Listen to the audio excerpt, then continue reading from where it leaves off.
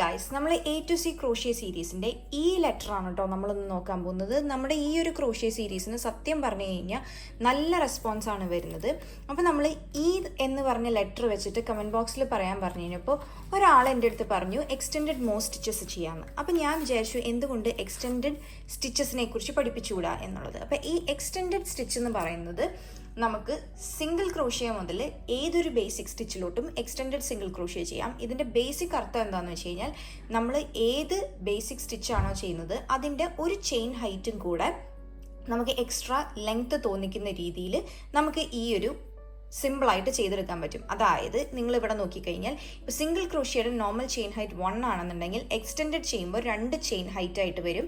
അതേപോലെ തന്നെ half double ക്രോഷ്യയുടെ 3 chain height ആയിട്ട് വരും. ഡബിൾ ക്രോഷ്യയുടെ 4 ചെയിൻ അങ്ങനെ കണ്ടിന്യൂ ചെയ്തു പോകും. അതിൽ തന്നെ നിങ്ങൾ സിമ്പിൾ നോക്കിക്കഴിഞ്ഞ് കഴിഞ്ഞാൽ സിംഗിൾ ക്രോഷ്യയുടെ ഒരു സിമ്പിൾ എന്ന് പറയുന്നത് ജസ്റ്റ് ഇങ്ങനെ ക്രോസ് ഇടുന്നതല്ലേ, അതിൻ്റെ താഴെ ഒരു ചെയിൻ്റെ ഒരു സിമ്പിളും കൂടെ ചേർത്തിട്ട് കൊടുക്കുന്നതാണ് ഈ പറഞ്ഞ എക്സ്റ്റെൻഡഡ് സിംഗിൾ ക്രോഷ്യയുടെ സിമ്പിൾ. ഇത് തന്നെയാണ് നമ്മൾ റിപ്പീറ്റ് ചെയ്ത് പോവുക. അതായത് ഹാഫ് ഡബിൾ ക്രോഷ്യയുടെ താഴെ ഒരു ചെയിൻ 1 കൊടുക്കുന്ന പോലെ. ഈ ഒരു സിമ്പിൾ ടെക്നിക്ക് പഠിച്ചു കഴിഞ്ഞാൽ നിങ്ങളുടെ ഗുണം എന്താണെന്ന് വെച്ച് കഴിഞ്ഞാൽ ഈ ഒരു ഗ്യാപ്പ്, അതായത് സ്റ്റിച്ചുകൾ തമ്മിലുള്ള ഗ്യാപ്പുകൾ അങ്ങനെ തന്നെ നിലനിർത്തിക്കൊണ്ട് നമുക്ക് ഈ ഒരു ഹൈറ്റ് കൂടുതലായിട്ട് ബിൽഡ് ചെയ്തെടുക്കാം. ഒരു ചെയിൻ ഹൈറ്റ് കൂടുകയെന്ന് വെച്ച് കഴിഞ്ഞാൽ അത്രയും ലെങ്ത് കൂടുകയാണല്ലോ. അപ്പോൾ അങ്ങനെ നമുക്ക് ബിൽഡ് ചെയ്തെടുക്കാം. ഇതെങ്ങനെയാണ് ചെയ്യാമെന്നുള്ളതാണ് നമ്മൾ നോക്കാൻ പോകുന്നത്. ഇന്ന് നമ്മളിത് ചെയ്യാൻ പോകുന്നത് ഹാഫ് ഡബിൾ ക്രോഷ്യ വെച്ചിട്ടാണ്. പക്ഷെ ഞാൻ പറഞ്ഞതുപോലെ ഏതൊരു ബേസിക് സ്റ്റിച്ച് വെച്ചിട്ടും ഇത് ചെയ്യാം. നോർമൽ ഹാഫ് ഡബിൾ ക്രോഷ്യനേക്കാളും ഒരു ചെയിൻ ഹൈറ്റും കൂടെ ഹൈറ്റ് കൂടുതലായിട്ട് ഇതിന് വരും കേട്ടോ. അപ്പം നമുക്കിത് എങ്ങനെ ചെയ്യണമെന്ന് സിമ്പിളായിട്ട് നോക്കാം. ഞാനിത് ഇവിടെ എഴുതി വെച്ചിട്ടുണ്ട്. നിങ്ങൾക്ക് വേണമെന്നുണ്ടെങ്കിൽ ഇവിടെ സ്ക്രീൻഷോട്ട് എടുക്കാം. ഇല്ലാന്നുണ്ടെങ്കിൽ ഞാൻ full pattern at the end എന്തായാലും കൊടുത്തിട്ടുണ്ട് കേട്ടോ. നമ്മളിന്ന് ഇതിന് വേണ്ടി യൂസ് ചെയ്യാൻ പോകുന്നത് ബാംബു കോട്ടൺ മിക്സിലുള്ള ഈ യാണാണ് കേട്ടോ. അപ്പം ഇത് DK വെയിറ്റിലുള്ള യാണാണ്. ഞാൻ ഇന്ന് യൂസ് ചെയ്യുന്നത് ഈ 4mm ഹുക്കാണ് കേട്ടോ. അപ്പം ഇതിന് വേണ്ടിയിട്ട് എന്താ ചെയ്യേണ്ടതെന്ന് വെച്ച് കഴിഞ്ഞാൽ ഞാൻ പറഞ്ഞ പോലെ ഹാഫ് ഡബിൾ ക്രോഷ്യയുടെ നോർമൽ ചെയിൻ ഹൈറ്റ് എന്ന് പറയുന്നത് 2 ആണ് അല്ലേ. അപ്പോൾ അതിന് പകരം നമ്മൾ ഇതിൽ എന്താ ചെയ്യേണ്ടതെന്ന് വെച്ച് കഴിഞ്ഞാൽ നമ്മൾ 3 ചെയിൻ എക്സ്ട്രാ ചെയിൻ ഇടണം. അപ്പോൾ ഇതിൻ്റെ ഫൗണ്ടേഷൻ ചെയിൻ എന്ന് പറയുന്നത് നോർമലി ഹാഫ് ഡബിൾ ക്രോഷ്യയിൽ നമുക്ക് നമ്പർ ഓഫ് ചെയിൻ +2 ചെയിൻ ആണ് വേണ്ടതെങ്കിൽ ഇവിടെ വരുമ്പോൾ എക്സ്റ്റെൻഡഡ് ഹാഫ് ഡബിൾ ക്രോഷ്യയിൽ വരുമ്പോൾ നമ്പർ ഓഫ് ചെയിൻ +3 ചെയിൻ ആണ് വേണ്ടത്. അതാണ് നമ്മുടെ chain height extended half double ക്രോഷ്യയിൽ കേട്ടോ. അപ്പോൾ ഞാനിത് നോർമലി ചെയ്യുന്ന പോലെ ഒരു 10 സ്റ്റിച്ചസ് ചെയ്തിട്ട് 3 എക്സ്ട്രാ ടേണിങ് ചെയിനിന് വേണ്ടിയിട്ട് 3 എക്സ്ട്രാ ചെയിനും കൂടിയാണ് കേട്ടോ ഇന്ന് ഇടാൻ പോകുന്നത്. അപ്പം നിങ്ങൾ നോക്കിക്കഴിഞ്ഞാൽ ഇവിടെ ഞാൻ ഓൾറെഡി 10 ചെയിൻസ് ഇട്ടു. ഈ 10 ചെയിൻസ് ഇട്ടതിന് ശേഷം നമ്മൾ ഒരു 3 ചെയിനും കൂടെ എക്സ്ട്രാ ഇടാൻ പോകണം. എന്തിന്? ടേണിങ് ചെയിനായിട്ട്. അപ്പോൾ 1 2 3 ഇതാണ് നമ്മുടെ ടേണിങ് ചെയിനിൻ്റെ ഹൈറ്റ് അഥവാ എക്സ്റ്റെൻഡഡ് ഹാഫ് ഡബിൾ ക്രോഷ്യൻ്റെ ഹൈറ്റ്. അപ്പോൾ ഇനി നമ്മൾ ചെയ്യേണ്ടത് എന്താണെന്ന് വെച്ച് കഴിഞ്ഞാൽ നമ്മൾ നോർമലി ഹാഫ് ഡബിൾ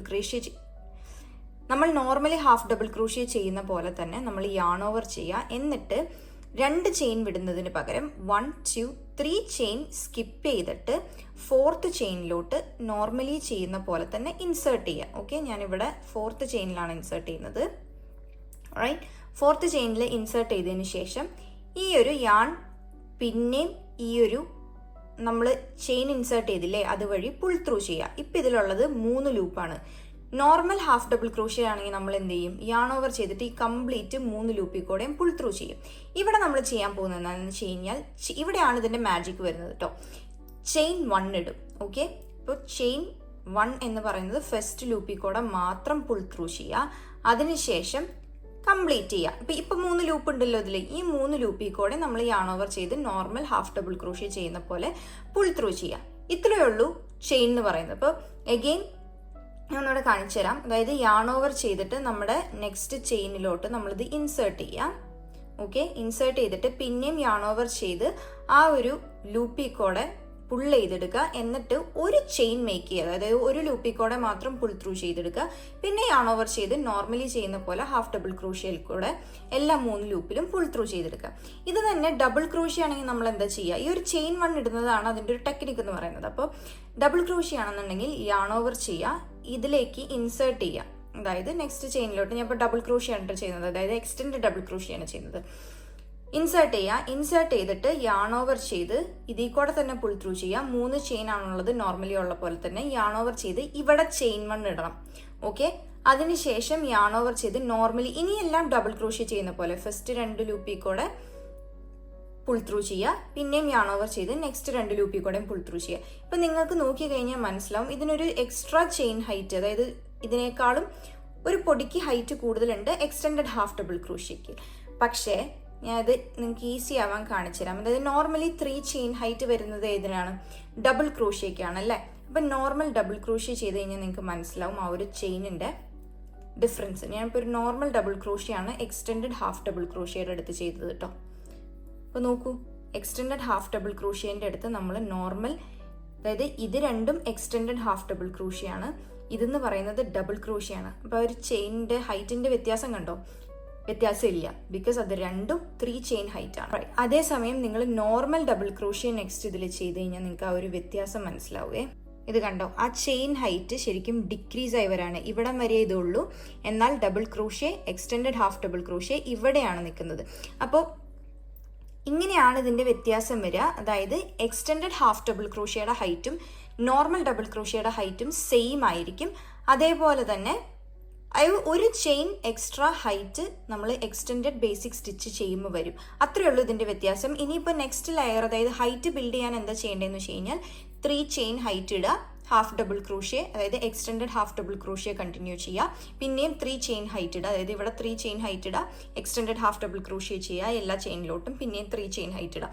അപ്പോൾ 3 ചെയിൻ ആണ് നമ്മുടെ എക്സ്റ്റെൻഡഡ് ഹാഫ് ഡബിൾ ക്രോഷ്യയിൽ. ഇത് തന്നെ എങ്ങനെ എക്സ്റ്റെൻഡഡ് ഡബിൾ ക്രോഷ്യ ചെയ്യാമെന്ന് ഞാൻ പറഞ്ഞു തന്നു അല്ലേ. അപ്പോൾ എക്സ്റ്റെൻഡഡ് ഡബിൾ ക്രോഷ്യ വരുമ്പോൾ എങ്ങനെയാണെന്ന് വെച്ച് കഴിഞ്ഞാൽ 4 ചെയിൻ ഹൈറ്റ് ഇടണം. അപ്പോൾ നോർമൽ ഡബിൾ ക്രോഷ്യയ്ക്ക് 3 ചെയിൻ ആണ് ഇടുന്നതെങ്കിൽ എക്സ്റ്റെൻഡഡ് ഡബിൾ ക്രോഷ്യയ്ക്ക് 4 ചെയിൻ ഇടണം. ഇങ്ങനെയാണ് ബേസിക് സ്റ്റിച്ചിലുള്ള വ്യത്യാസം വരിക. ഞാൻ ആ ടേബിൾ ഇവിടെ സൈഡിൽ എവിടെയെങ്കിലും കൊടുത്തേക്കാം, അപ്പോൾ നിങ്ങൾക്ക് ഈസി ആയിരിക്കും. അപ്പോൾ ഇതും ഇഷ്ടപ്പെട്ടു എന്ന് വിചാരിക്കുന്നു. ഇതേപോലത്തെ ഇനി നെക്സ്റ്റ് നമ്മുടെ ലെറ്റർ എഫ് ആണ്. എഫ് വെച്ചിട്ട് എന്താണ് നമ്മൾ ഉണ്ടാക്കേണ്ടത് എന്നുള്ളത് താഴെ കമൻറ്റ് ചെയ്യൂ. അപ്പോൾ ഞാൻ നിങ്ങളുടെ സജഷൻസ് നോക്കിയിട്ട് തന്നെയാണ് കേട്ടോ ചെയ്യുന്നത്. അപ്പോൾ താഴെ കമൻറ്റ് ചെയ്യൂ, നമുക്ക് അതിനനുസരിച്ച് നെക്സ്റ്റ് വൺ വളരെ സിമ്പിളായിട്ട് ഞാൻ പഠിപ്പിച്ചു തരാം കേട്ടോ.